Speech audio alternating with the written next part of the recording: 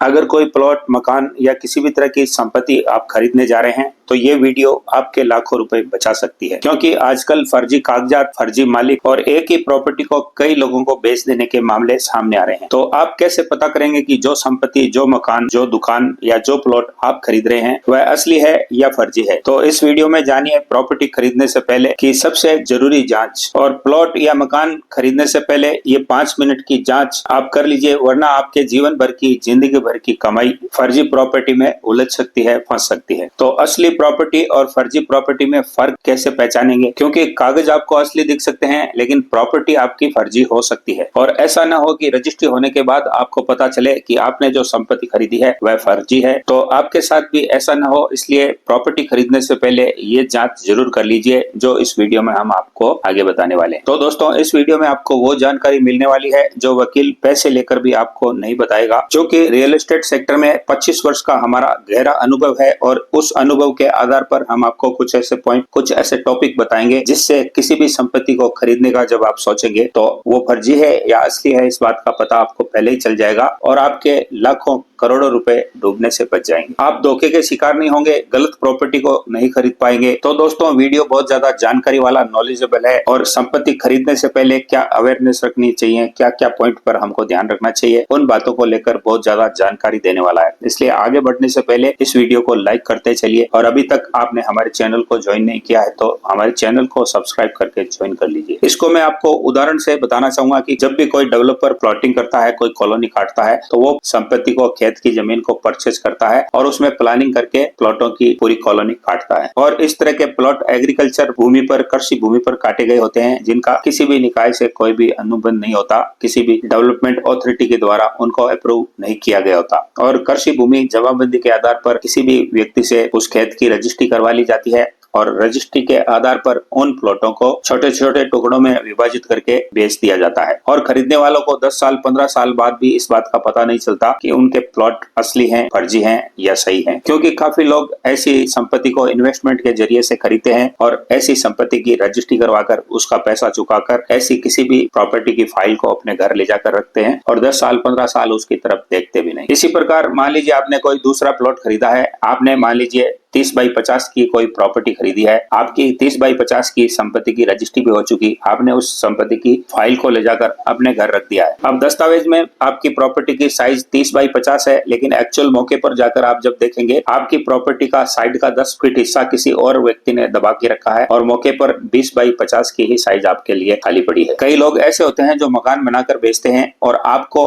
30 by 50 का अच्छा खासा मकान बताएंगे, लेकिन होता यह है कि उसमें 20-50 के ही दस्तावेज होंगे। 10 फीट जमीन गोचर की या सरकारी भूमि को उसने कब्जा करके अपने प्लॉट में जोड़कर 30-50 का मकान बना लिया है और आपको ये कहेगा कि ये 10 फीट जमीन एक्स्ट्रा पड़ी थी तो मुझे अब 30-50 के पैसे दो, जबकि प्लॉट वास्तविक स्थिति में 20-50 का ही होता है। तो इस तरह की जो कॉलोनियां होती है, सोनी जगह पर काटी जाती है, सुनसान जगह होती है, लोगों को ये पता नहीं होता कि हमारा प्लॉट कहाँ से शुरू हो रहा है, कहाँ खत्म होता है, पूरे एरिया का वो सीमांकन करवा ही नहीं पाते। इसलिए जैसे जैसे वहां पर डेवलपमेंट होता है, कोई भी अपने हिसाब से वहां पर मकान बना लेता है। लास्ट में जो व्यक्ति वहां पर जाता है तब उसको पता चलता है कि उसकी जमीन तो कई लोगों ने दबा के रखी है और उसके लास्ट में जो हक और हिसाब उसको मिल रहा है वो जितना उसका एक्चुअल प्लॉट था उतना उसको नहीं मिल रहा है। तो मेरा कहने का ये मतलब है कि कोई भी प्रॉपर्टी आप खरीदें तो सबसे पहले दस्तावेज चेक करें। दस्तावेज में उस प्लॉट की साइज क्या है, उसके पास पड़ोस किस प्रकार लिखे गए हैं और मौके पर उस प्लॉट की साइज कितनी आ रही है। और दस्तावेज में जो साइज लिखी गई है तो मौके पर आप उस प्लॉट को खरीदने के लिए जाएं, बाकायदा उसका सीमांकन करें, यानी कि उस प्लॉट की चारों भुजाओं को अच्छे तरीके से नाप करें और ये चेक करें कि कहीं उस प्लॉट का कोई हिस्सा किसी दूसरे ने तो नहीं दबा रखा है। तो ये पहला धोखा है जो आपके साथ हो सकता है और इस धोखे को चूंकि आप अगर दस्तावेज देखेंगे तो वो आपके पकड़ में आ जाएगा। लेकिन दूसरा धोखा जो आप कागजात देखेंगे तो भी पकड़ में नहीं आएगा,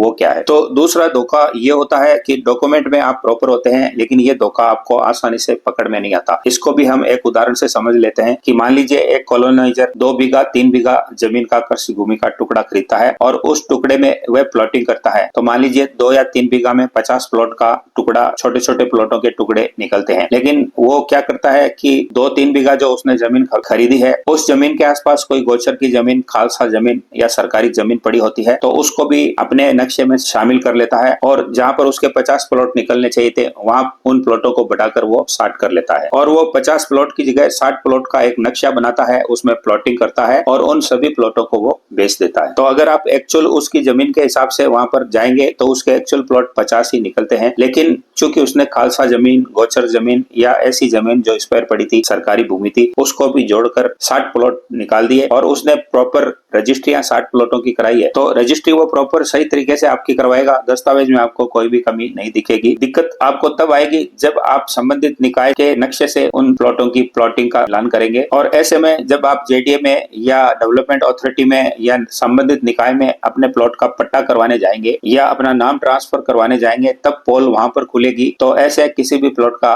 संबंधित निकाय आपको पट्टा जारी करने से मना कर देगा, क्योंकि संबंधित भूमि जिसमें प्लॉटिंग की गई है वो डेवलपमेंट अथॉरिटी के नक्शे से मेल नहीं खा रही। अब अगर आपकी गलती से उन 10 प्लॉटों में जो कि 50 प्लॉट के अलावा आपका प्लॉट आ गया तो भविष्य में आपको न तो उस पर कोई पट्टा मिलेगा और न ही कोई मुआवजा मिलेगा और ऐसे प्लॉटों की जमीन को संबंधित निकाय जब्त कर सकता है और ऐसी स्थिति में आपको उसका कब्जा निकाय को सुपुर्द करना पड़ सकता है, वहां से कब्जा छोड़ना पड़ सकता है और आपने जो लाखों रुपए उस बिल्डर को, उस कॉलोनाइजर को दिए थे वो डूब सकते हैं। तो इस प्रकार ये ठगी आपसे हो सकती है, इसलिए इससे भी आपको बचना चाहिए और इस बात की अवेयरनेस आपको रखनी चाहिए कि जो भी प्लॉट आप खरीदने के लिए जा रहे हैं तो संबंधित निकाय में जाकर उस प्लॉट के बारे में पूरी जानकारी ले लें और जहां तक हो सकता है एग्रीकल्चर प्लॉटों में काटी गई किसी भी कॉलोनी में कोई भी प्लॉट नहीं खरीदें। आप ये देख लें कि संबंधित निकाय से उस प्लॉट का इंडिविजुअल पट्टा जारी किया गया है या नहीं किया गया है और संबंधित निकाय की अनुमति उस प्लॉट को है या नहीं है। इसके बाद बात करेंगे तीसरे फ्रॉड की। जो कोई भी व्यक्ति किसी कॉलोनी में प्लॉटिंग की गई है और उसमें कोई प्लॉट खरीदता है तो उसके साथ क्या हो सकता है कि संबंधित निकाय की अनुमति लेकर किसी व्यक्ति ने किसी भी जमीन को खरीदकर उस पर प्लॉटिंग काटी है। तो जैसा कि आपको पता है कि ऐसी किसी भी कॉलोनी में निकाय के रूल्स को देखना पड़ता है, उनके अनुसार वहां पर रोडें छोड़नी पड़ती है, पार्क की जमीन वहां पर छोड़नी पड़ती है। इसके अलावा कुछ जमीन आपको ओसीएफ के लिए भी छोड़नी पड़ती है और बाकी जो जमीन बच जाती है उसके संबंधित निकाय उस व्यक्ति को, उस कॉलोनाइजर को, उस डेवलपर को पट्टे जारी करता है। तो इसमें फ्रॉड क्या हो सकता है इसको आप एक उदाहरण से समझिए। मान लीजिए किसी व्यक्ति ने 5 बीघा में कोई जमीन ली, उस जमीन के संबंधित निकाय से अनुमति लेकर उसने पट्टे उठाए तो उसमें से 60% जमीन को सरेंडर करना पड़ता है और 40% जमीन पर ही प्लॉटिंग की जा सकती है। ये 60% जो भूमि होती है वो रोड में जाती है, पार्क में जाती है, ओसीएफ में जाती है। ये मैं मोटा मोटी आपको एवरेज बता रहा हूँ, ये थोड़ी कम या ज्यादा भी हो सकती है, संबंधित निकाय के अनुसार होती है। तो वो बिल्डर करता क्या है, कॉलोनाइजर करता क्या है कि जो 40% जमीन उसके पास बची है 60% निकाय को समर्पित करने के बाद तो उस 40% भूमि में वो प्लॉटिंग करता है, उसी के हिसाब से वो नक्शा बनाता है। तो जब उस 40% भूमि में वो प्लॉटिंग करके सभी प्लॉटों को बेच देता है,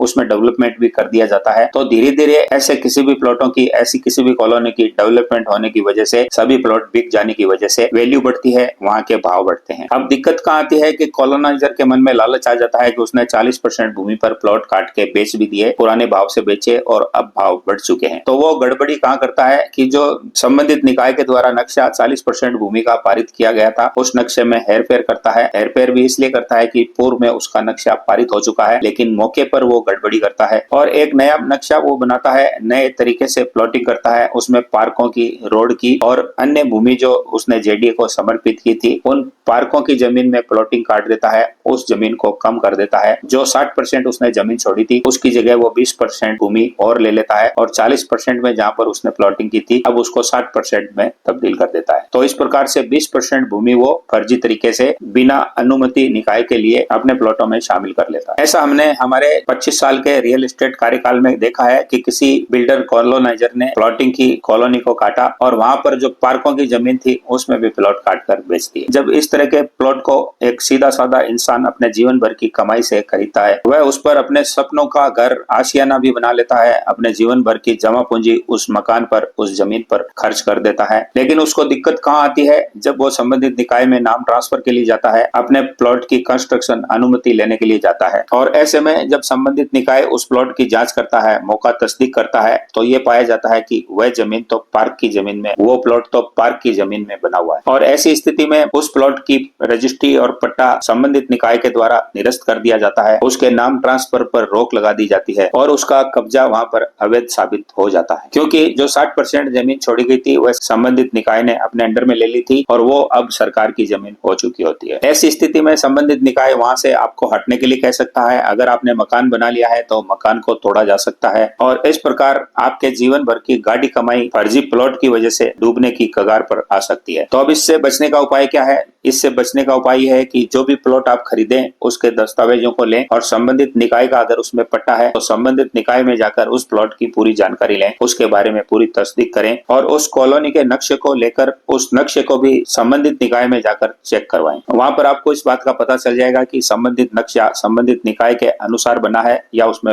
फर्जीवाड़ा करके चेंज किया गया है, उसको बदला गया है। तो इस प्रकार एक बड़े फ्रॉड, एक बड़ी जालसाजी से आप बच सकते हैं। तो दोस्तों, मैंने रियल एस्टेट को लेकर अपने 25 सालों के अनुभव के आधार पर आपको जो फर्जी कॉलोनियां काटते हैं कृषि भूमि पर या पट्टे उठाकर भी कोई कॉलोनियां काटते हैं और उनके नक्शों में हेर फेर करके प्लॉटों को बेच देते हैं और भोले भाले मासूम लोग ऐसे बिल्डरों के, ऐसे कॉलोनाइजर के जाल में उलझ जाते हैं। तो उससे अवेयरनेस के 2-3 तरीके आपको बताने की कोशिश की है कि किसी भी संपत्ति को खरीदने से पहले क्या बचाव करें, किस तरीके से हम ध्यान करें कि हमारे लाखों रुपए जो हमने जीवन भर की कमाई उस संपत्ति को खरीदने में लगाई है वह डूब न जाए। तो दोस्तों, वीडियो अच्छा लगा है तो इसको एक लाइक जरूर करिए। हमारे चैनल से अभी तक आप नहीं जुड़े हैं तो इसको ज्वाइन कर लीजिए, सब्सक्राइब कर लीजिए और इससे अभी जुड़ जाइए ताकि रियल एस्टेट से जुड़े हुए और रियल एस्टेट के अवेयरनेस के वीडियो आप आगे भी देख सकें। दोस्तों, इसके अलावा एक सफल रियल एस्टेट ब्रोकर या रियल एस्टेट एजेंट कैसे बने, इस पर एक 25 वीडियो की हम एक सीरीज ला रहे हैं। तो उसका एक वीडियो हमने अपलोड कर दिया है और अब बाकी के वीडियो निरंतर 1 दिन, 2 दिन, 3 दिन जैसे जैसे समय मिलेगा उसके अनुसार हमारे चैनल पर अपलोड होते जाएंगे। तो इस सीरीज को देखना न भूलें, बहुत ही अहम और इम्पोर्टेंट सीरीज हम लेकर आ रहे हैं। तो मिलते हैं जल्द ही नए टॉपिक, नए कंटेंट के साथ। अपना ख्याल रखिए, बने रहिए हमारे साथ। जय हिंद, जय भारत।